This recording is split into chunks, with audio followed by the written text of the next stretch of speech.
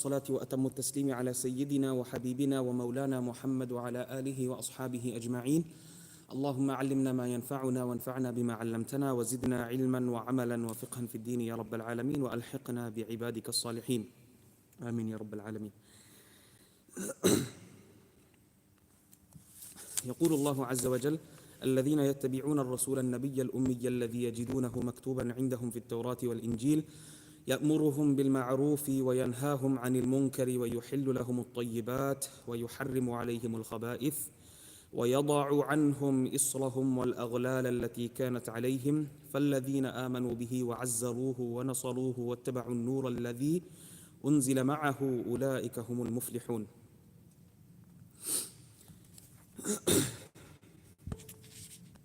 Inshallah, we'll delve into the verse and more in regards to the verse of what has been mentioned in regards to Rasulullah sallallahu alayhi wa sallam in Torah and Injil.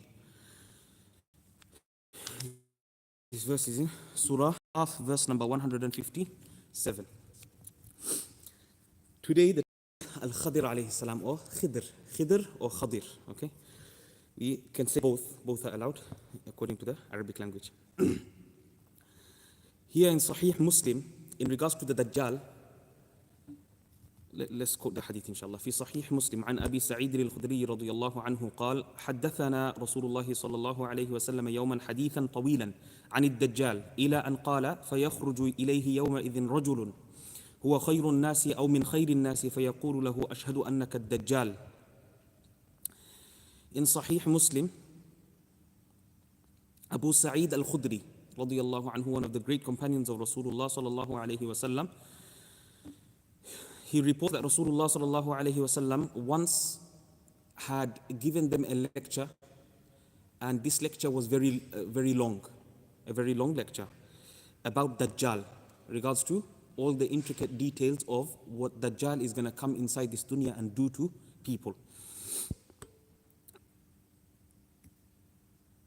Until he mentioned a story in regards to a man that will come out to Dajjal himself. And this person, Rasulullah specifically says, will be the best of people of that time. Will be the best person of that time, living at that time. فَيَقُولُ لَهُ أَشْهَدُ أَنَّكَ الدَّجَّالِ. I bear testimony that you are surely the Dajjal which the Prophet mentioned, which the Prophet prophesied. الذي حدثنا رسول الله صلى الله عليه وسلم حديثه فيقول الدجال: أرأيتم إن قتلت هذا ثم أحييته أتشكون في الأمر. He, Dajjal, after listening to what this man has to say, he says, you are surely Dajjal. This is what apostles do. You know, this is what Dajjals and those who are masters of deceptions do. He's telling all his companions around him, will you have any doubt if I were to kill this person and bring him back to life? Make him die and bring him back to life. Will you have any doubt that I am your master, I am your Lord, basically? Because this will be claim of his divinity.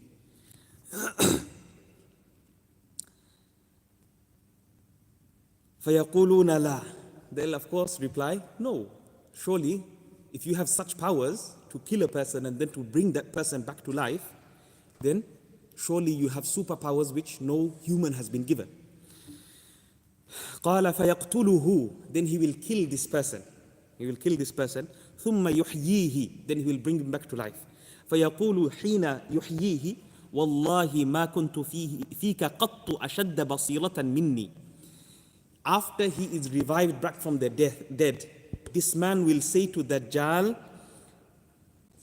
Wallahi, I take an oath in the name of Allah that now I have much more conviction, much more insight and conviction that certainly you are the true Dajjal.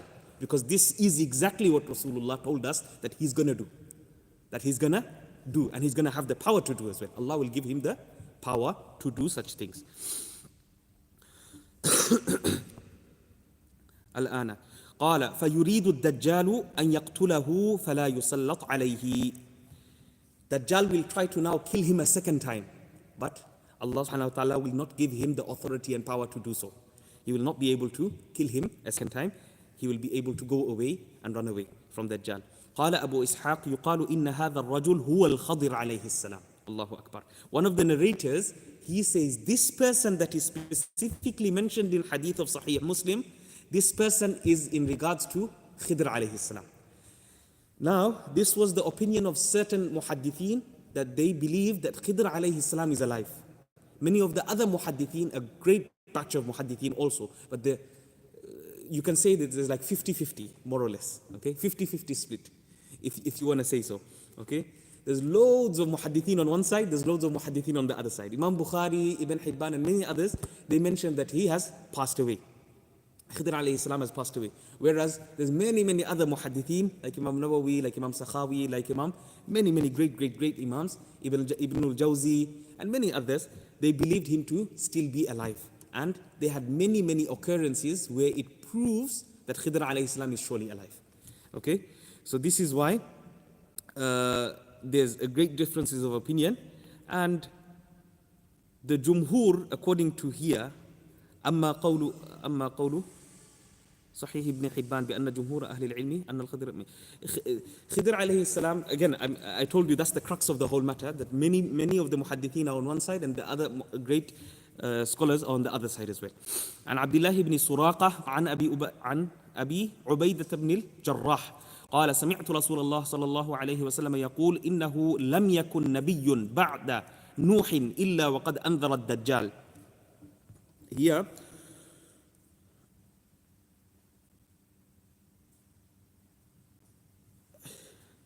the hadith is mentioned in regards to Rasulullah sallallahu alayhi wasallam saying that there has been no Nabi, there has been no prophet after the Prophet Nuh alayhi salam. Now we know that Nuh alayhi salam is very high up there.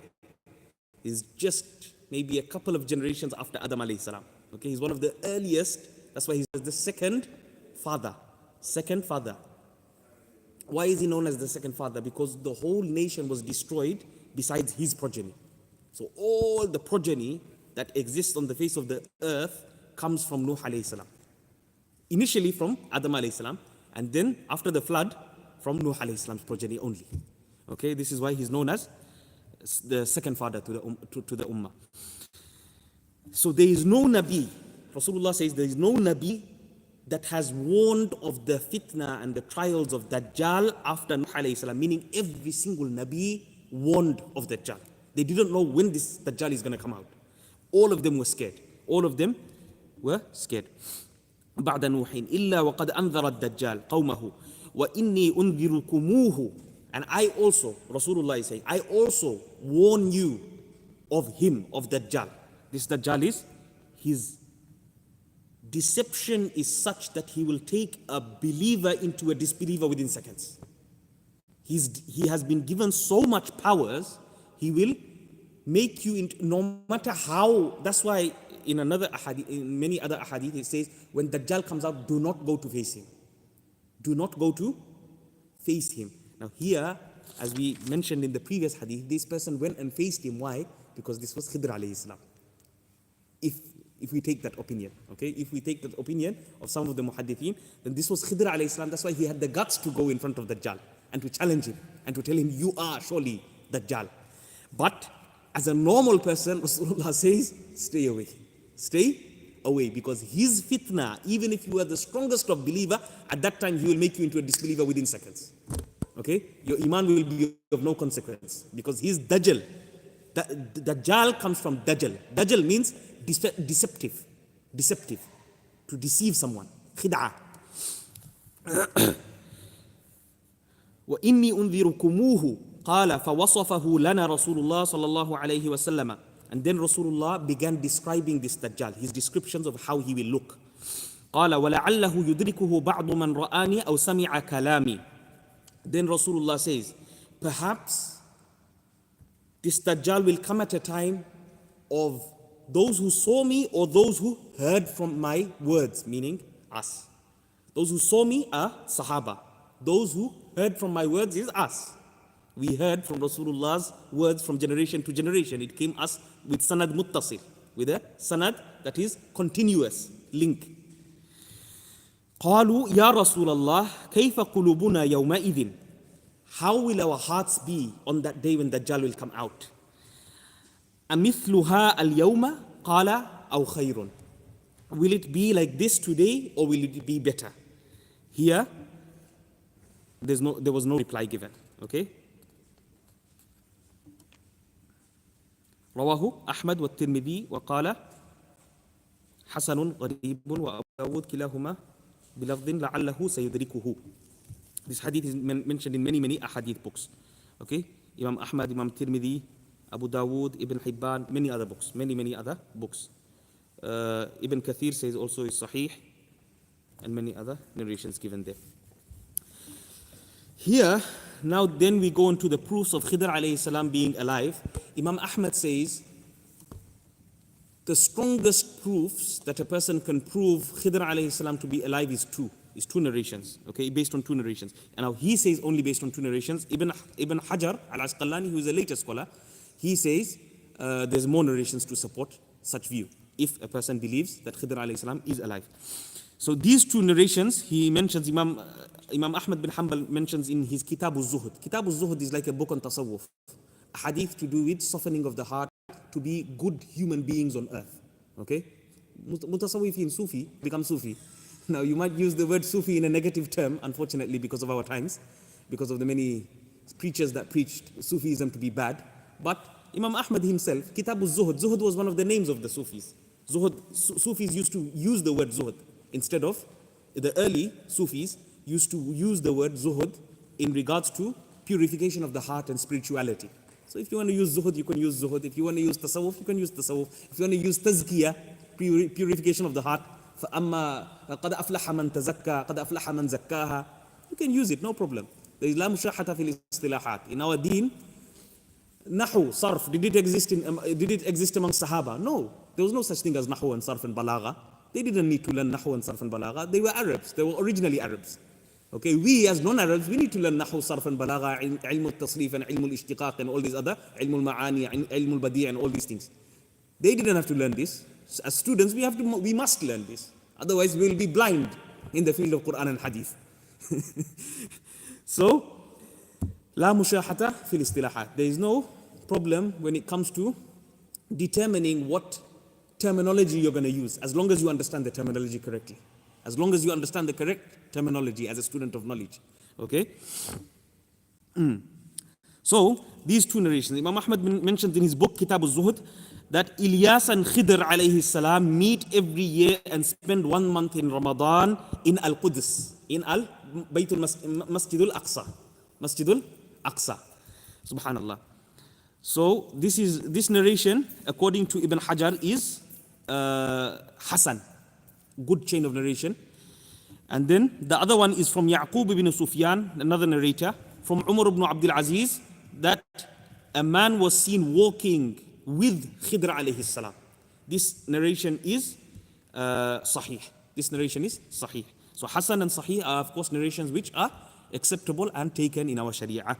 So these are the two strongest narrations that we find on Khidr alayhi salam. Then Ibn Hajar, he adds another narration, and he says there's a sound report in Ibn Asakir. Ibn Asakir, he has a huge book, 90 volumes, it's in print. Okay? Tarikh Dimashq. Tarikh, the history of Damascus, meaning all the scholars that went into and out of Damascus, their history and their biography is written down by the scholars. And it came up to 90 volumes approximately by Ibn Asakir. Ibn Asakir was in the 5th century, huge, great scholar of Islam. From Abu Zur'a al-Razi, whereby the latter met Khidr alayhi salam. Abu Zur'a al-Razi was one of the great scholars of hadith. All, if not majority of the hadith go through 6 people. Okay, he is one of them. He is one of them. Abu Zur'a al-Razi. So he met Khidr twice. One in his youth when he was a young boy, and once when he was old. Now, when he was young, he saw Khidr alayhi salam, and when he was old, he saw Khidr alayhi salam. Khidr alayhi salam remained as he is. He didn't age. He didn't age. Now, There's another narration by Imam Sakhawi. He mentions that Imam Nawawi, it is very famous from Imam Nawawi that he met multiple times Khidr alayhi salam. Multiple times Khidr alayhi salam. And then another one, Bilal al-Khawwas, one of the narrators of, one of the strong narrators. Imam Ahmad bin Hanbal mentions him as one of the most truthful ones. He says that he asked Khidr alayhi salam, what do you think of Imam Shafi'i? What do you think of Imam? He asked Khidr alayhi salam, okay, what do you think of Imam Shafi'i? He replied, he is one of the pillars, he is one of the awtad of Islam. So this narration also proves that Khidr alayhi salam is still alive. Now, for those who have a problem in believing that Khidr alayhi salam is alive, like many of the muhaddithin I told you, like Imam Bukhari, Ibn Hibban and many others, they believe Khidr alayhi salam to have passed away. Okay? Now, what is their proof? Their proof is the clear verse of the Quran, we did not give any human being before you immortality. Is there any human that can live forever and ever and ever and ever? No. Impossible. This is the verse of the Quran. It's clear, it's general verse, it's a verse that applies to everyone and anyone. Okay? So this is their proof. But on the other side, those who believe that Khidr alayhi salam is alive, what do they say? They say Khidr alayhi salam will live until the final trumpet, meaning until when the sur is blown. When Israfil blows on the sur, the trumpet, and the whole world will be in complete destruction, absolute destruction. Everything on the face of the earth will completely die. Now here, just like they give the example of, do you not see Iblis? Iblis has been given, is Iblis considered to live for immortality? No. No one believes this. No one believes this. Iblis has been given respite until the day of judgment. On the day of judgment, when the trumpet will be blown, Iblis will also die. Isn't it? All the jinnat will die, Iblis will die. Isn't it? So, therefore, they use this proof to say, no, just because Khidr alayhi salam is living for thousands and thousands and thousands of years doesn't mean that he is immortal. Just like Iblis, he is living for thousands and thousands and thousands of years, doesn't mean he's immortal. Doesn't go against the verse of the Quran, the other verse of the Quran, which says no human being will live for immortality. Okay? So likewise, Khidr alayhi salam, he is living and living and living, and he will also die. He is a human and he will also die, but he will die at the blow of the trumpet. He will die at the blow of the trumpet. Now, Allahu A'lam, there's two huge groups of scholars. There's massive scholars on this side, there's massive scholars on this side. There's Imam Nawawi, Imam Sakhawi, Imam Ibn Hajar, Imam Ibn Asakir, Imam Qadi Iyad, many, Abu Zur'a al-Razi. These are the greatest muhaddithin on the face of the earth, okay? Then you have other muhaddithin like Imam Bukhari and Ibn Hibban and many others. They believe him to be dead, okay? Now, whatever is the khulasa, whatever is the summary that you want to follow, you can follow. Both sides got evidences, and both evidences are authentic and sahih. No one can reject the view of the other. Both of them are correct in this case. Okay? In this case, both of the evidences are correct. One cannot deny.